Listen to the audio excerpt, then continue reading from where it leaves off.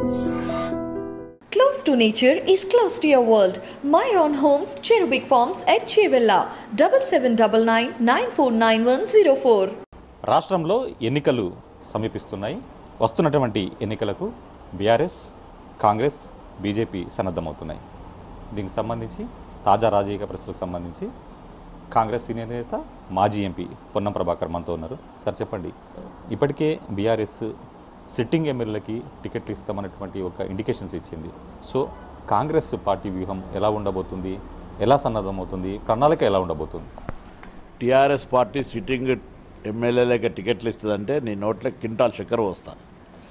ఆ మాట మీద కేసీఆర్ నిలబడితే నీ నోట్ల కింటాల్ చక్కెర, ఒక కిలో కూడా కాదు.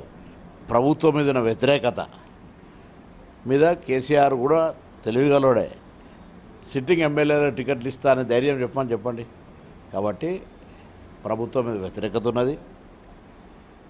గెలిస్తే కేసీఆర్ గెలిచిండు, ఓడిపోతే ఎమ్మెల్యేలు ఓడిపోయారని చెప్పుకోవడానికి సిద్ధంగా ఉన్నారు.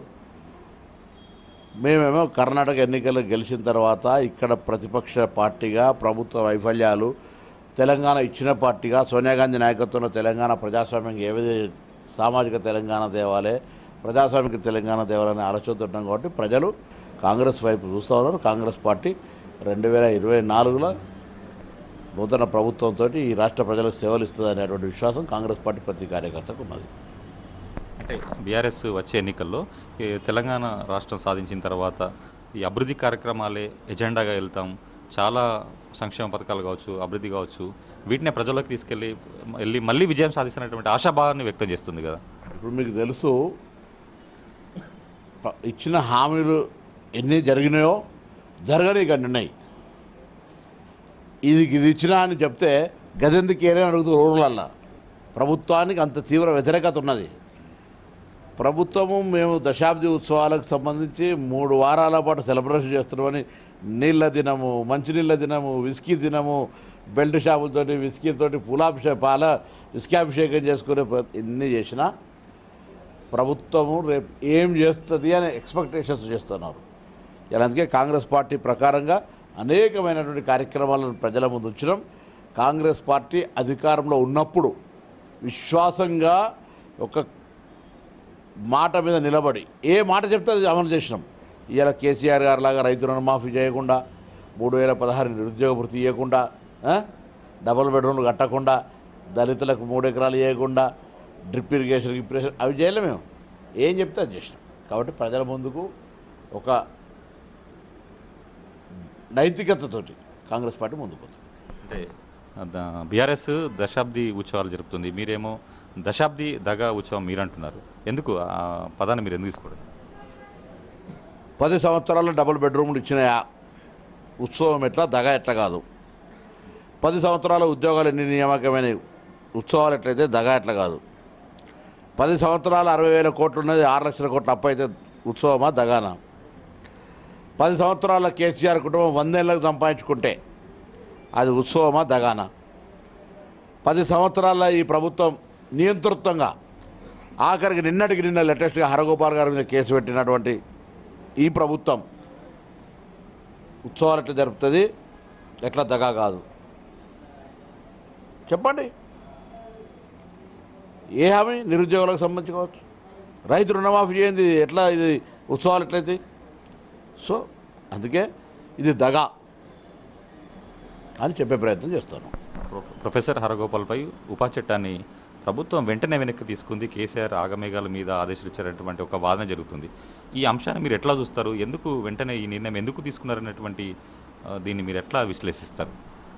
హరగోపాల్ గారి మీద ఆ ఉపా చట్టం కింద కేసు పెట్టంగానే ప్రజాస్వామికంగా ఇప్పటి వరకు కొద్దిగా సరే పోనీలే ఏముంది, మూర్ఖుడు తెలంగాణ సాధించిన సంబంధించి దాని మీద ఒక జాలితోటి దస్తాలు చెల్లెదేమని అనుకొని ఈ సంగతి ఏంది అని చూసే దశలో కేసు పెట్టిండు.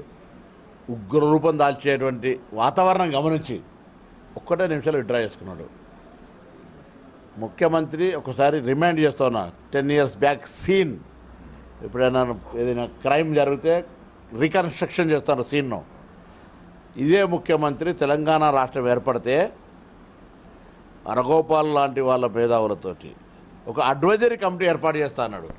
అటువంటి వాళ్ళని నేను ఉపా చట్టం కింద లోపలికి పంపుతున్నానంటే తెలంగాణ ఉద్యమం కోసం కొట్లాడిన వాళ్ళ పరిస్థితి ఏంది, తెలంగాణ అమరవీరుల స్తూపం ఆవిష్కరణకు సంబంధించి ఎట్లా ఏర్పాటు చేయాలనే తలసీన ఈ శ్రీనివాస ప్రెస్ కాన్ఫరెన్స్ చేసే పరిస్థితి ఏంటి ప్రజలు గమనిస్తున్నారు. తెలంగాణ ఉద్యమ వ్యతిరేకి. సో ఇవన్నీ పబ్లిక్ అబ్జర్వేషన్లు ఉన్నాయి. అందుకే వెంటనే ఒక క్షణంలో విడ్రా అయిపోయింది. అంటే బీఆర్ఎస్ కాంగ్రెస్ ఒకటేనని చెప్పేసి బీజేపీ వాదిస్తుంది, మరోవైపు బీఆర్ఎస్ బీజేపీ ఒకటేనని కాంగ్రెస్ ఉంది. ఈ కన్ఫ్యూజన్ ఉంది ప్రజల్లో. అంటే ఏంటి దీన్ని మీరు ఎట్లా చెప్తారు?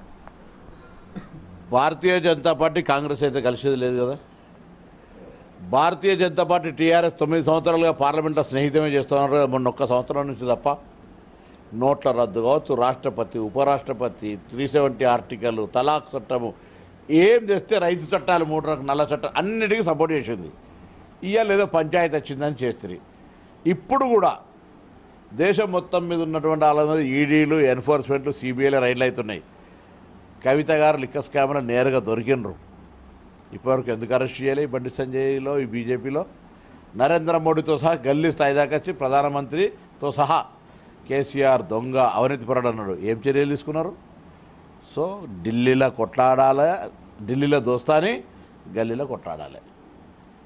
లంగాతనం. ఇలా మీరు చెప్పండి నాకు, ఒక జర్నలిస్టుగా బండి సంజయ్ ఒక సంధిలో ఇల్లు దీక్ష చేసుకుంటే ఫైర్ ఇంజన్లతోటి లేకపోతే కటింగ్ మిషన్లతో పోయి డిస్టర్బ్ చేయాల్సిన అవసరం ఉండేనా? మీడియా హైప్ ఏదో ఎస్ఎస్సి మెమోలో దాంట్లో పేపర్ లీక్ ఏదైనా వాట్సాప్ ఓడో పంపితే అర్ధరాత్రి అంతా మళ్ళీ కార్యకర్తలు జమ అయ్యేదాకా అవకాశం ఇచ్చి మీడియా హైప్ ఇచ్చి అరెస్ట్ చేస్తే ప్రాసిక్యూషన్ బెయిల్ ఇచ్చింది ఏమైనా అవసరమా? జనగామల పాదయాత్ర అంటే ఇవన్నీ కూడా టీఆర్ఎస్ ఉద్దేశపూర్వకంగా ప్రాయోజితంగా కేసీఆర్ ప్రొజెక్టెడ్ పాదయాత్ర బండి సంజయ్ చేస్తే ఇలా ఫ్లాప్ అయిపోయి చితకిల పడిపోయింది. స్వయంగా నీ ఇక్కడ మాజీ 3 జిల్లా అధ్యక్షులు రామకృష్ణారెడ్డి, అర్జున్ రావు, సుగుణాకర్ రావు నీ లీడర్షిప్ని వ్యతిరేకించారు. ఈటెల రాజేందర్ నీ శాసనసభ్యుడు, నువ్వు ఏకతా యాత్ర చేస్తే నువ్వు ఆయన పార్టిసిపేట్ చేయించుకోలే. సో ఇంటర్నల్ బీజేపీ అనేది నేను అడుగుతున్నా మీ ద్వారా కూడా మళ్ళొక్కసారి, బండి సంజయ్ రాష్ట్ర బీజేపీ అధ్యక్షుడు, కేంద్రం అధికారంలో ఉన్న పార్టీ అధ్యక్షుడు. మీరు బీజేపీలో 21 క్యాండిడేట్ పేరు చెప్పమంటున్నా. వాళ్ళేమో కనీసం 30-40 సీట్లు వస్తాయా కాంగ్రెస్ అంటున్నారు కదా. ఇప్పుడు వాళ్ళకి అందుకే చిన్న మీద ఖరాబ్ అయిందో చూసుకోమంటే కదా. 105 సీట్లలో డిపాజిట్ రానోడు, 105 సీట్లలో డిపాజిట్ రాలే బీజేపీకి. ఈసారి ఏదో రాళ్ళు డబ్బులు పోసి గిలగిలగిల కొట్లాడితే 20 సీట్లలో డిపాజిట్ వస్తుంది కావచ్చు.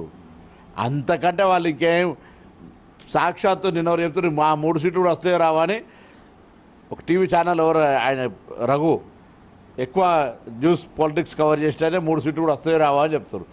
బికాస్ ఆ 3 సీట్లు కూడా రాజాసింగ్ వెళ్ళిపోతూ ఉన్నాడు. ఇక్కడ గెలిచిన దుబ్బాక ఎమ్మెల్యే 3 సార్లు ఓడిపోయిందని గెలిచిండు. హుజురాబాద్ అయితే ఆయన బీజేపీకి సంబంధమే లేదు ఎన్నిక. రాజ్యాద్దర్ వర్సెస్ ప్రభుత్వం. కాబట్టి భవిష్యత్తులో ఎక్కువ సీట్ అన్నా బోన్ చేస్తారో లేదో తెలియదు. వాళ్ళు కాంగ్రెస్ గురించి మాట్లాడితే అది కూడా 30 సీట్లకు టీఆర్ఎస్ ప్రొజెక్ట్ చేస్తుందట. మొన్న కర్ణాటక ఎన్నికల పైసలు ఇచ్చినాయి. జ్ఞానం ఉండి మాట్లాడుతారో లేదు. నేను అందుకే ఒకటే అడిగిన, సుత్తి నత్తి 2 లేకుండా కవితను ఎందుకు అరెస్ట్ చేయలేదో, నువ్వు జైల్లో కట్టిన అన్న రూమ్ ఇంకా ఎందుకు కాలిందో తెలంగాణ ప్రజలకు చెప్పాలి. నీ పార్టీ నాయకులు కూడా ప్రశ్నలు ఏమడుతున్నారు, వాళ్ళకు కూడా జవాబు చెప్పమని అడుగుతున్నా. అంటే మీరు కవితను అరెస్ట్ చేయకపోవడంలో అంటే వారిద్దరి మధ్య అంటే పార్టీ పరంగా కావచ్చు ఎలాంటి సంధి జరిగింది? నువ్వే అంటివి అరెస్ట్ చేస్తాను, నువ్వే అంటివి పాయ జైల్లో పోయాలి, జైలు రూమ్లో కడతా అంటే కేటీఆర్ నీ కొరకు జైలు రెడీ ఉన్నది, కేసీఆర్ రెడీ ఉందంటివి, జోకర్ అయిపోతుంది. ఇప్పుడు మరి జైలు ఏమైందని అడుగుతున్నాడు కదా. అంటే ఇటు మరోవైపు కవితనే కాకుండా బీఆర్ఎస్ నేతలపైన ఈడీ, ఐటీ దాడులు కూడా జరుగుతున్నాయి. వాటికి సంబంధించి మీ పార్టీ పరంగా మీరు చెప్పేటువంటి అంశం ఏది ఏమైనా చట్టంలో ఏదైనా పొరపాటు జరిగితే చర్యలు తీసుకోవాలి. కానీ రాజకీయ కక్ష సాధింపు చర్యలు అనేటివి ఎక్కువైనాయి ఏదైనా కూడా. అందుకే ప్రజాస్వామ్యాన్ని కాపాడాలని, ఒక ద్వేషం అనేది పోయి ప్రేమానురాగాలు గల వ్యవస్థ రావాలని, పొలిటికల్ పార్టీస్ మధ్యలో కావచ్చు అటువంటిది లేదు ఇవాళ. సో అందుకే ఇప్పుడు కాంగ్రెస్ ప్రయత్నాలన్నీ దాని కొరకే. దేశంలో రేపు 23వ తారీఖు నాడు మీటింగ్ పెట్టారు అన్ని రాజకీయ పార్టీలు నరేంద్ర మోడీ విధానాల పట్ల వ్యతిరేకిస్తూ. It's a good sign. ఒక మార్గదర్శకం దొరుకుతుంది దేశానికి. లేకపోతే వచ్చేసారి మళ్ళీ ప్రజాస్వామ్యం ఉండదు, ఇక నియంతృత్వమే. అందుకే ఇక్కడ ఈ రాష్ట్రంలో కూడా చంద్రశేఖరరావు గారు లాంటి ప్రభుత్వం ప్రజాస్వామికంగా లేదు, సామాజికంగా లేదు. కాబట్టి కాంగ్రెస్ తెలంగాణ ఇచ్చిన పార్టీగా సోనియా గాంధీ గారి ఆకాంక్షలకు అనుగుణంగా రాబోయే కాలంలో ప్రభుత్వం ఏర్పాటు చేయడము, ప్రజాస్వామికంగా సామాజికంగా తెలంగాణ ప్రజల సంక్షేమం కోసం పాటుపడమే కాంగ్రెస్ ముందున్నటువంటి తక్షణ కర్తవ్యం. ఓకే, పర్టికులర్గా కరీంనగర్ అభివృద్ధికి సంబంధించి ప్రశ్నిస్తే, కరీంనగర్ అన్ని రంగాల అభివృద్ధి చెంది రోడ్లు కావచ్చు, మౌలిక విషయాలు కావచ్చు, ఇప్పుడు మానేరు రివర్ ఫ్రంట్ కావచ్చు, తీగల వంతెన కావచ్చు, ఇవన్నీ కళ్ళ ముందు కనిపిస్తున్న అభివృద్ధి కనిపించట్లేదని కూడా బీఆర్ఎస్ నేతలు అంటున్నారు కదా. మానేరు రివర్ ఫ్రంట్ వల్ల ఎవరికి ఒక ఎంటర్టైన్మెంట్ గురించి అని అడుగుతాను, రైట్. తీగల వంతెన కావచ్చు, ఇంకా రోడ్లు కావచ్చు, వాటర్ కావచ్చు. ప్రభుత్వం ఏర్పడి 9 సంవత్సరాలే మెడికల్ కాలేజ్ ఎందుకు రాలేదు చెప్పండి? శాతవాహన యూనివర్సిటీలో ఒక ఇంజనీరింగ్ కాలేజ్ తీసుకురావచ్చు కదా, ఓ ఇండస్ట్రీ తీసుకురావచ్చు కదా ఇక్కడికి. అరే తీగల వంతెనకు సంబంధించి తెచ్చినప్పుడు జగిత్యాల రోడ్డుకు వరంగల్ పోవడానికి దాన్ని అనుసంధానం చేయాలి కదా. అలైన్మెంట్ తీసుకొచ్చి ప్రతిభ కాలేజీకి ఎందుకు మార్చారు? స్మార్ట్ సిటీ పేరు మీద, ఐలాండ్ల పేరు మీద ఎంత కరప్షన్ జరుగుతుందో చూడండి ఒకసారి. సో ఇవన్నీ కూడా ఊరికేనే అభివృద్ధి అనేటువంటిది, రోడ్డు ఫార్మేషన్ అనేటువంటిది, ఐలాండ్ ఫార్మేషన్ అనేటువంటిది it's a routine process. But TRS it's a process లాగా కాకుండా ఆ టీఆర్ఎస్ అంటే ట్యాంక్ బండ్లు, ఎక్కడనో మినీ ట్యాంక్ బండ్లు అంటే చెరువు మీద కట్ట మీద మట్టి పోస్తారు. ఆర్ రోడ్ డివైడర్, ఎస్ స్ట్రీట్ లైట్లు. ఏం అభివృద్ధి అమ్మ ప్రపంచం కదిలిపోతుంది అంటారు. ఉపాధి అవకాశాలకు సంబంధించి, ఉద్యోగ నియామకాలకు సంబంధించి ఏం జరిగిందో అది దాని గురించి మాట్లాడమని కోరుతున్నాను. అంటే కరీంనగర్ పార్లమెంట్ అభివృద్ధి సంబంధించి మీరు లేఖలు కూడా రాస్తున్నారు, ప్రజా సంఘాలకు లేఖలు రాస్తున్నారు. దీనిపైన మీ నెక్స్ట్ యాక్షన్ ఎలా ఉంది? ఇప్పుడు రాష్ట్ర ప్రభుత్వ కార్యక్రమాలు కొన్ని ఉంటాయి, కేంద్రంకు సంబంధించినవి కొన్ని ఉంటాయి. నేను కరీంనగర్ ప్రజల ముందట ఒక వాస్తవాన్ని ఉంచాలి అనేటువంటి ఒక ప్రయత్నంలో భాగంగా కొత్త పట్టణానికి సంబంధించిన, జిల్లాకు సంబంధించిన ముఖ్యులను నేను సహకారం కోరుతా ఉన్నా.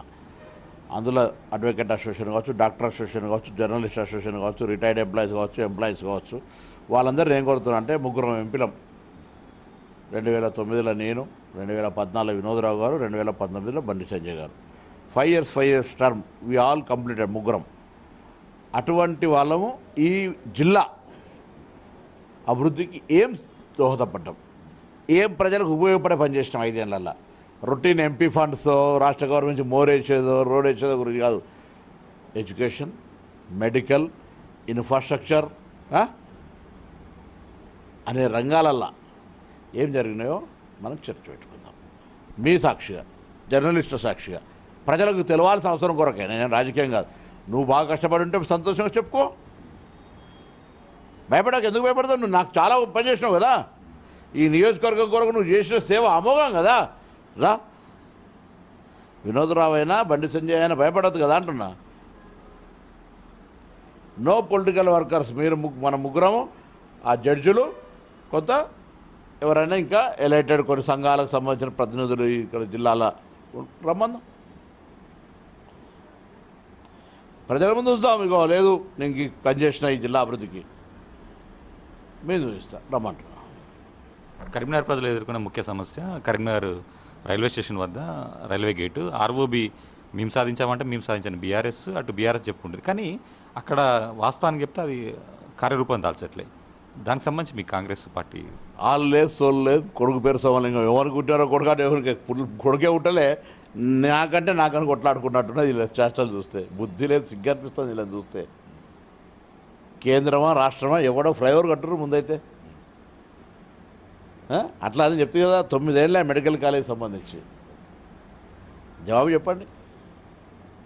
అనేక ఇన్స్టిట్యూషన్లైనా మెయిన్ రోడ్ కాదు, గల్లీలో చాలా గల్లీలలో స్లమ్స్ ఎట్లుంటే చూపిస్తాం. హౌ మచ్ కరప్షన్ అనేది చూడండి మీరు ఇక్కడ. సో ఇవన్నీ అంశాలను భారతీయ జనతా పార్టీకి ప్రాతినిధ్యం వహిస్తున్న ఎంపీ కళ్ళు మూసుకుంటాడు టీఆర్ఎస్ అవినీతి మీద. టీఆర్ఎస్ మంత్రి గంగుల కమలాకర్ మౌనంగా కూస్తున్నాడు బీజేపీ కరప్షన్ మీద. సో కల్లీడ్ అయిపోయారు. అది మేము ప్రజల ముందుకు తీసుకునే ప్రయత్నం చేస్తాం.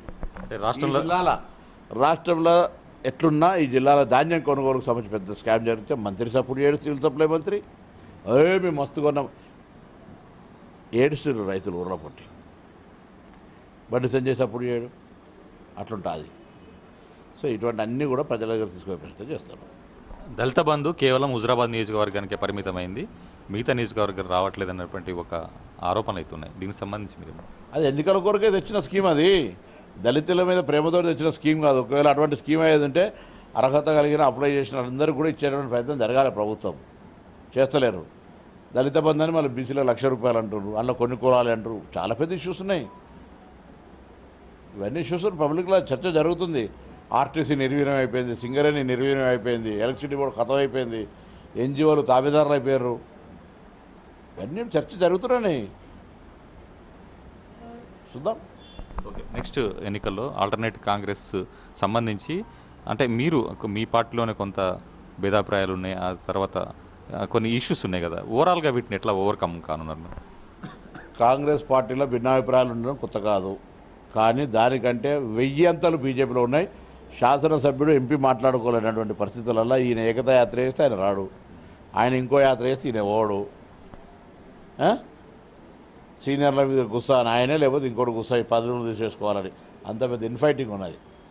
సో కాంగ్రెస్ పార్టీ శత్రువును ఎదుర్కోవడానికి, తెలంగాణ ప్రజాస్వామ్యాన్ని కాపాడడానికి, తెలంగాణ సామాజిక న్యాయం రావడానికి అందరం కలిసి ఐక్యంగా ఉంటాం. ఇది మొత్తానికి ఇటు బీఆర్ఎస్ అదేవిధంగా బీజేపీ రెండు పార్టీలు కూడా ఒక అవగాహన ప్రకారం ముందుకెళ్తున్నాయి. వచ్చే ఎన్నికల్లో కాంగ్రెస్ పార్టీ ప్రజల ఆకాంక్షకు మేరకు పనిచేస్తుంది, అదేవిధంగా ప్రజల ఆకాంక్ష మేరకు ఎన్నికల పోటీ చేసి విజయం కూడా సాధిస్తున్నటువంటి ఆశాభావాన్ని మాజీ ఎంపీ కాంగ్రెస్ సీనియర్ నేత పొన్నం ప్రభాకర్ చెప్తున్నారు. కెమెరామెన్ కిషోర్ కుమార్తో రామకృష్ణ, ఐడ్రీమ్ న్యూస్, కరీంనగర్ నుంచి.